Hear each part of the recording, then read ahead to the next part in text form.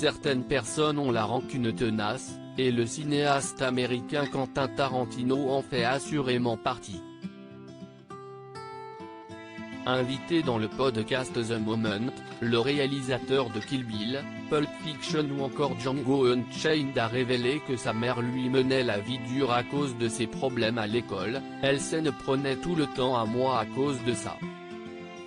En plein milieu d'une de ses tirades, elle m'a dit « Oh et tant qu'on y est, ta petite carrière d'auteur ?»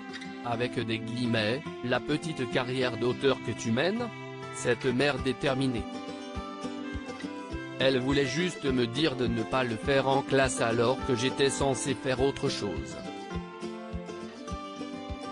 Quentin Tarantino a très mal pris le fait que sa mère ne le soutienne pas quand il était jeune. Quand elle me disait ça de manière sarcastique, je me disais dans ma tête, très bien madame. Quand je deviendrai un auteur à succès, tu ne verras jamais un euro venant de moi. Il n'y aura pas de maison pour toi. Il n'y aura pas de vacances pour toi, pas de Cadillac pour toi maman. Tu n'auras rien après avoir dit ça.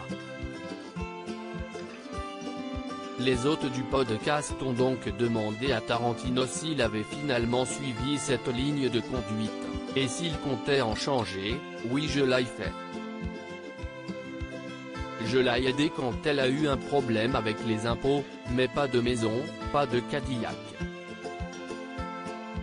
Quentin Tarantino ne changera pas Davis avec sa mère. Quentin Tarantino assure qu'il ne changera pas Davis et que les parents devraient faire plus attention à ce qu'ils disent à leurs enfants. Les mots que vous utilisez avec vos enfants ont des conséquences. Souvenez-vous-en, il y a des conséquences quand vous utilisez un ton sarcastique pour parler de ce qui est important pour eux. Ce manque de soutien n'a pas empêché Quentin Tarantino de réussir en tant que réalisateur.